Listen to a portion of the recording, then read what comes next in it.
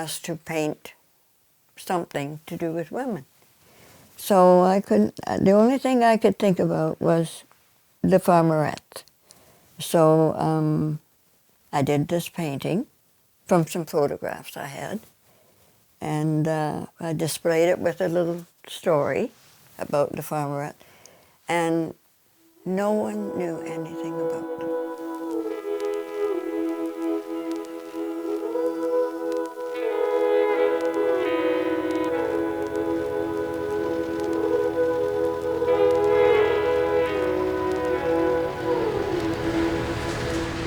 Pour la Première et Deuxième Guerre mondiale, donc c'est le gouvernement fédéral, puis les provinces qui mettent en place un certain nombre de programmes et qui visent prioritairement les citadins et qui visent prioritairement ceux qui ne sont pas en âge d'aller combattre, donc les adolescents, 15 ans, 19 ans pour les soldats du sol, ou ceux qui ne peuvent pas aller combattre, les jeunes femmes qui vont servir dans les fermes avec donc le programme des farmerettes.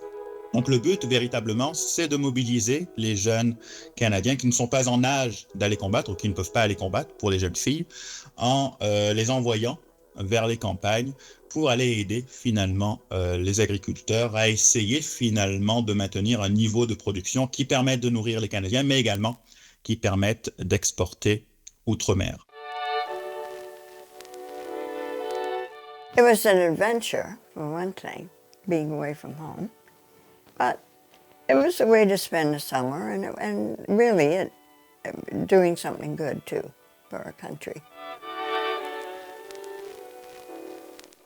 Oui, l'agriculture a joué un rôle important, trop souvent oublié, je vous dirais, mais pour permettre aux Alliés de tenir dans un contexte de guerre totale. Dans la guerre totale, c'est pas seulement les combattants qui sont au front qui gagnent la guerre, mais c'est aussi la population à l'arrière qui soutient ces combattants, qui produit également les munitions pour ces combattants. Mais si cette population n'est pas nourrie, cela mène à des révoltes.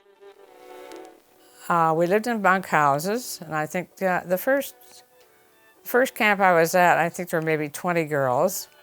There was all kinds of farmers in that area, and they would pick us up in the morning and take us to the farm where we picked cherries all day. We got stronger as time went on, and it was hard work, but we did it.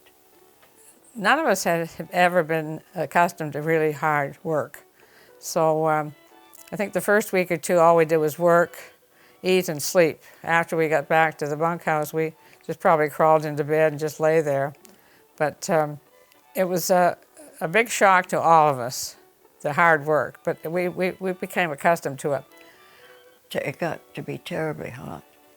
And the fields were very flat and no shade. And I don't know how we didn't get sunstroke, but we didn't.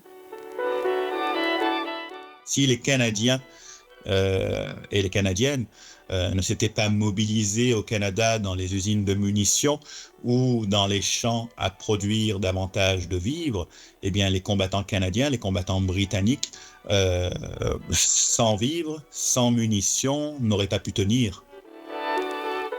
I know we contributed a lot, yes. I don't know what the farmers would have done without us. Someone had to do the manual work, and all the men were away.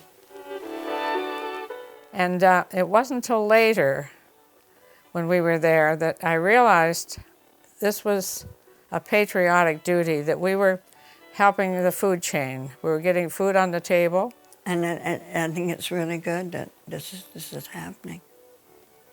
Finally, that someone will know about it, you know? I think that Canadians would be proud that that we did this service. Sometimes we'd sing, and it just didn't seem terribly arduous. We walked the lanes together, sang life refrain together. You're gone from me, but in my reverie, we always will be together. You're gone from me.